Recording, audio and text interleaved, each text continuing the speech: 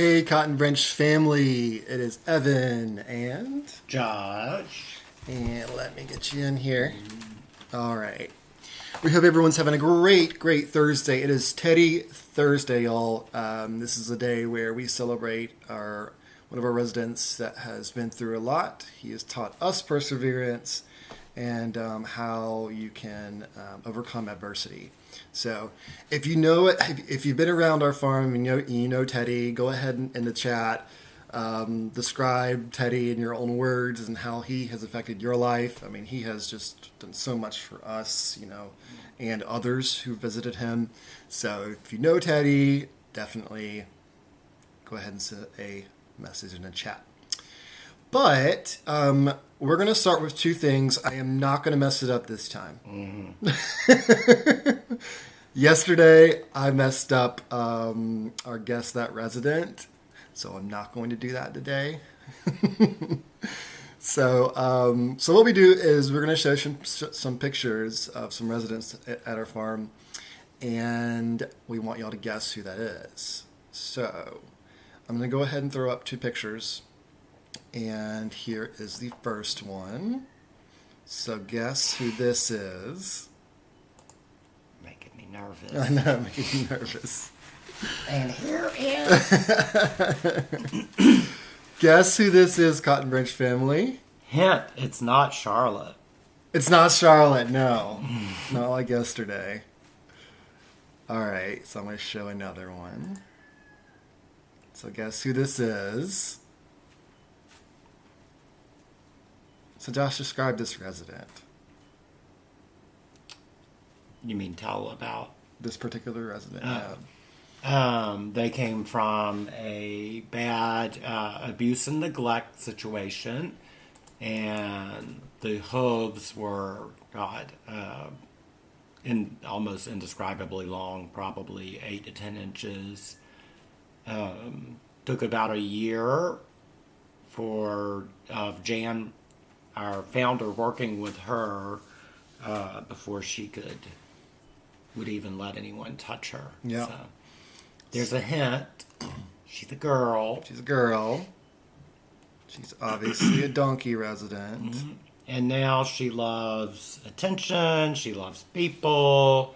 She's my girl. I go out there just like hug on. She loves it. Yeah. So she's really come a long way and just totally changed her heart. Yeah. John said, "It's not a cow, is it?" Nope. Not a cow. So we'll give about 10 more seconds here. If y'all know. And there she is.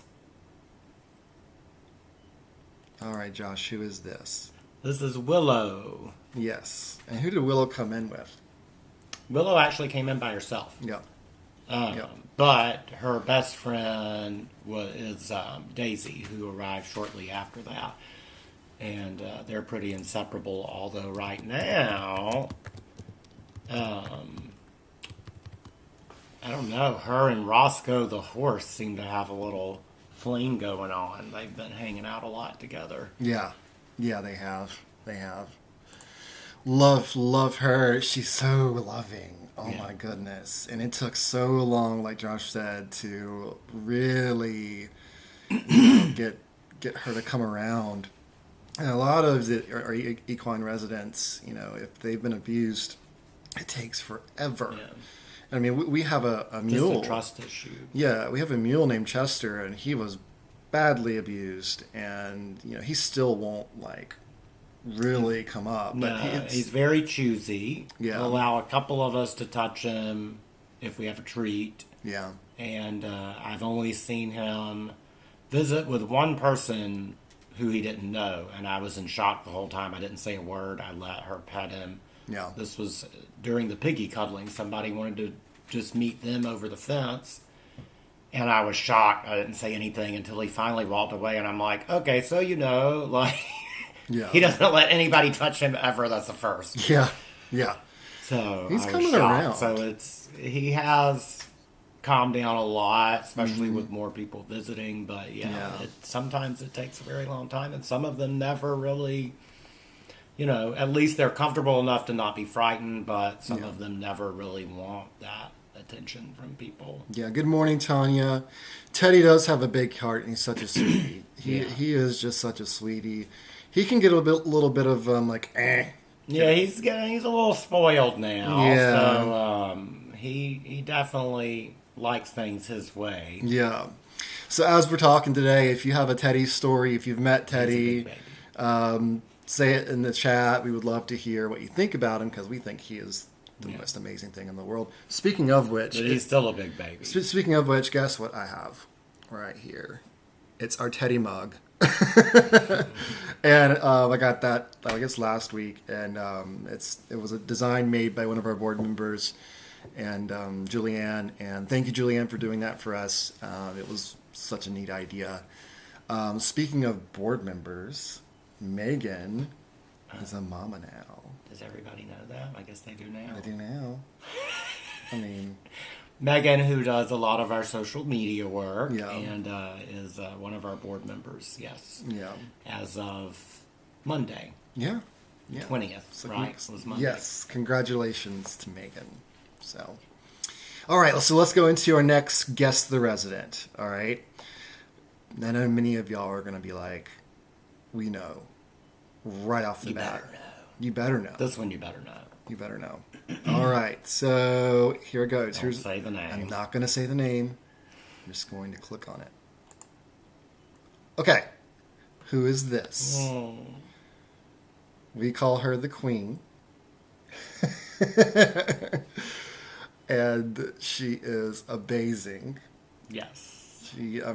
Josh, what's the story behind her? And it's pretty incredible. big baby. It's a big, incredible story.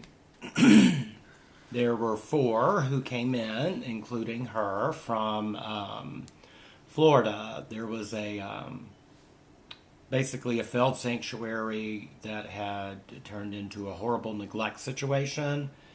And Pig Advocates League, PETA, and local authorities worked together to investigate.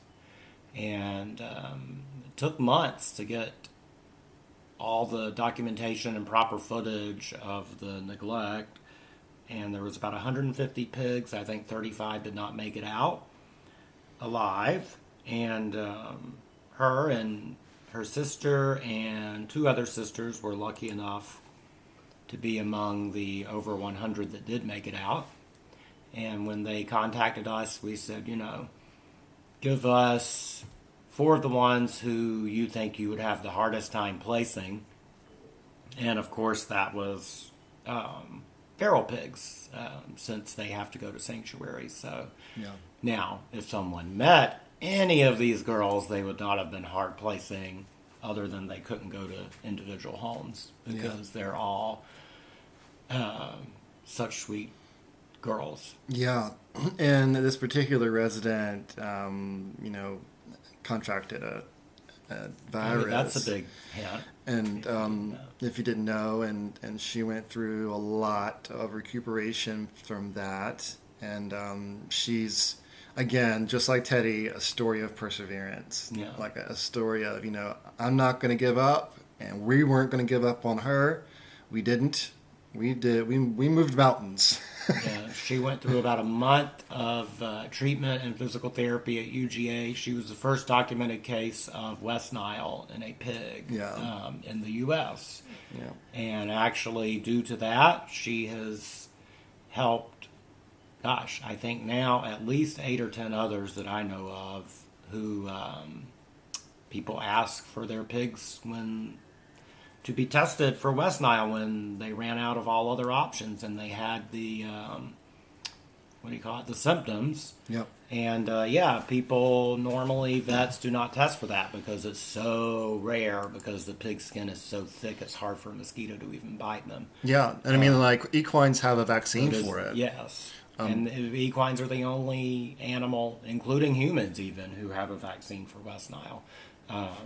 That's the only vaccine that's proven to work for it is in equines.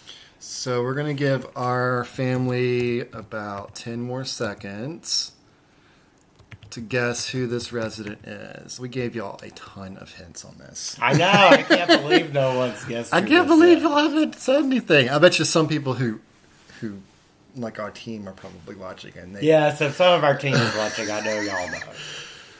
But if Tanya's still watching, Tanya, I'm sure knows. I'm pretty sure Tanya knows. All right. It's Alberta. Yes. Queen Alberta. She is amazing. We love her so much. Megan's like, I mean, should I guess, Megan? Yeah. Well, it's not really a guess. I mean, you know. But yes, it's Alberta. We love her. She's so loving. I mean, I remember months ago, I would, lay down in her house and I would fall asleep because she would just allow me to be there. She's a snuggler. She loves the snuggle, and so it's great. But normally on Teddy Thursday we'll be outside with Teddy, but weather has not cooperated. It's either been really, really great or it's been crappy. So today we're expecting some storms again. So Teddy doesn't get to come out in the rain. So yeah, not when it's like torrential. Yes, he doesn't mind sprinkles, but yeah, he doesn't. But normally he's like, if it's really raining, he's like, get me out of here. As most potbellies. Yeah. Yes. So. But yeah, we wanted just to remind everybody, whatever you're going through, whether it be through this quarantine mess where you're having to stay home, some may have lost their jobs, unfortunately, to this. Others are just struggling because they have to homeschool their children through this whole entire thing. And we want to remind that, look at Teddy. Teddy has been through so much. And we're reminded every day of his perseverance. And as a Cotton Branch family, we know, as if we band together, that we will get through this rough patch. And as a country and as a world, as a whole globe, we'll get through this. And Teddy's just a great reminder of it, right? Don't you think? Yeah. So. And good morning, Bonnie. Good morning, Bonnie. We didn't have any, I think, overnight, though. Well, at least it didn't wake me up. Well, yeah.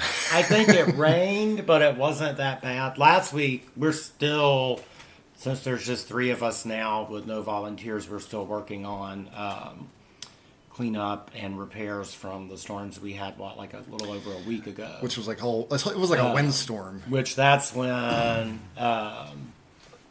it destroyed some of the shade shelters. Yesterday, or day before yesterday, I had to tack down the tool shed roof. It had damaged it, but then we had more wind a couple days ago.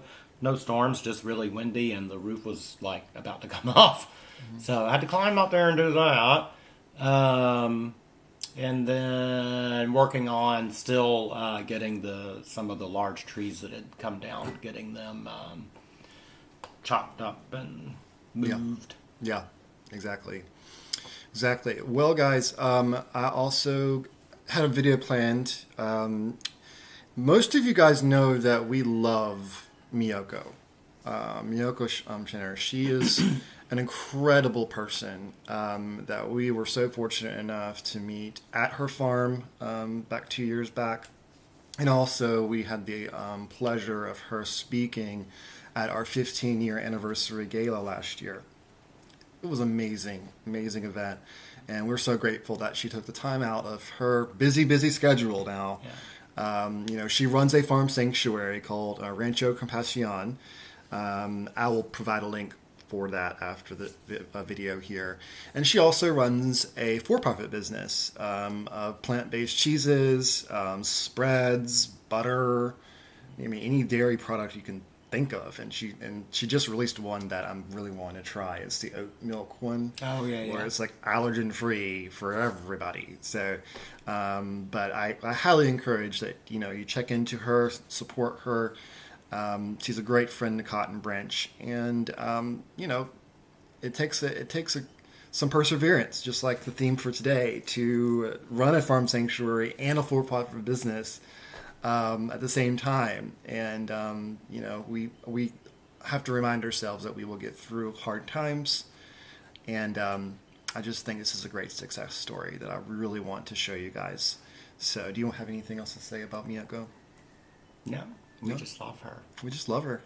Yeah. She's an amazing person. Yeah, she is. So we're going to go ahead and also, by the way, we did not produce this video. Mercy for Animals, as you guys all know, do great work. They did.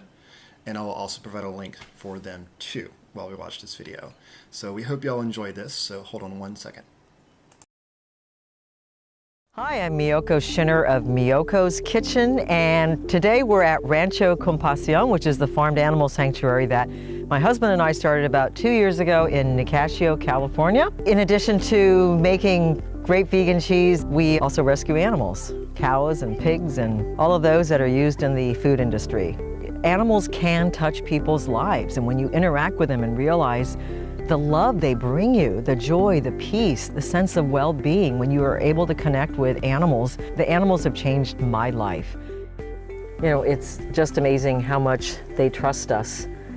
They give us unconditional love, and I think it's our duty to return it. Mr. Goober, Mr. Goober. To make 1 pound of cheese takes approximately 1,000 gallons of water. It's a huge amount of water. To make a pound of our cheese takes about a quart of water. And why is that? Because we use cashews. We use certified organic cashews in our products, certified organic coconut oil. We don't use any palm oil. We're not just in the business of selling vegan cheese. We're in the business of promoting a vegan lifestyle because it's either now or never. We have to promote this lifestyle in order to save all the animals and the planet and our own health. I mean, it's absolutely critical, and that's why, this company exists. It's not just to sell a product. And we don't just promote our products, we promote other vegan cheese companies. We promote organizations like Mercy for Animals, and we align with nonprofits. The mission is really what's important, and that's what we've tried to do. Hey, we are at Miyoko's Kitchen in Fairfax, California, our original cheese facility. We are in Marin County, which is sort of the heart of the artisan cheese movement. And I'm not talking about vegan artisan cheese, I'm talking about dairy artisan cheese. There are so many little creameries here making high-end dairy cheese. And we just thought it'd be really exciting if we could be in the middle of that, but make the best artisan vegan cheese. We're in the aging room, our tiny 600 square foot aging room. This is going to be more like 6,000 square feet in Petaluma, so we're really excited. Surrounding me are all these wonderful cheeses that sleep in here for 3 to 4 weeks. They're all in here aging, developing flavors that can only be achieved through time. So this is one of my favorite cheeses, the Mount Vesuvius Black Ash. I like to age it even longer in my home refrigerator. And this is the Herbes de Provence. It's also one of my favorites. I like the artisan varieties. Our European style culture vegan butter. Maria is smoking the Smoked Farmhouse. This is one of our top selling cheeses. So this is one of my favorite cheeses. This is called the Loire Valley in a fig leaf. And I started making this in my house. I had these beautiful fig trees in my home. This is a really floral, complex cheese. I absolutely love it.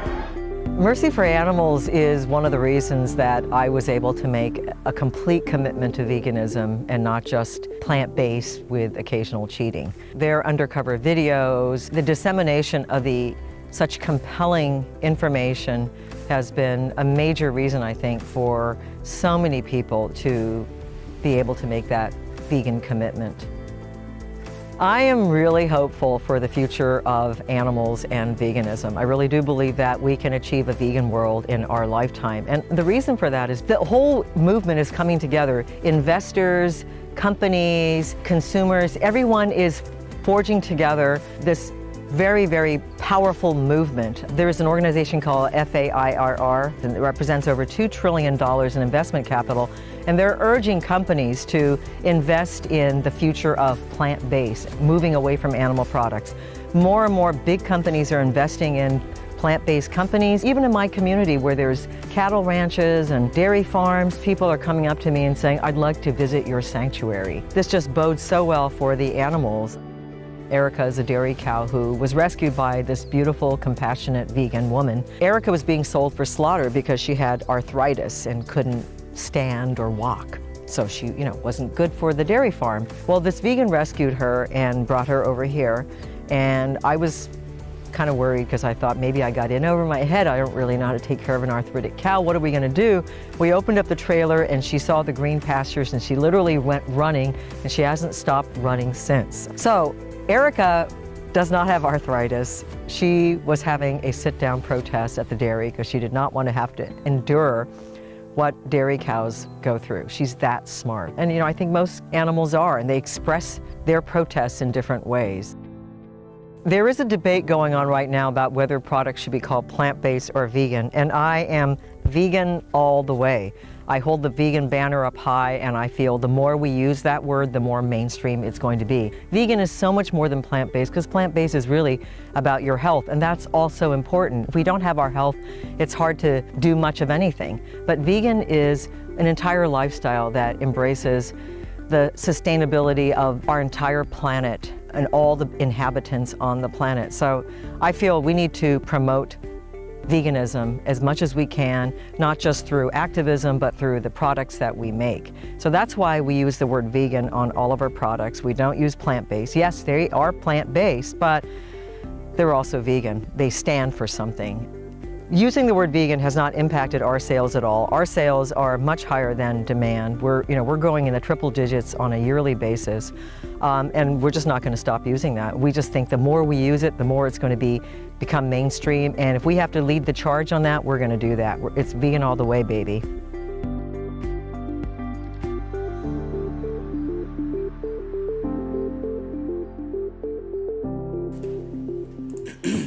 Hope you guys enjoyed that video. You love her. Let's see. Together and Teddy. That's right. That's right, Bonnie. That's right. So I provided those links for Mercy for Animals, Rancho Compasión, and also Miyoko's. So if you are interested in looking more into all of those organizations, definitely click on the link there.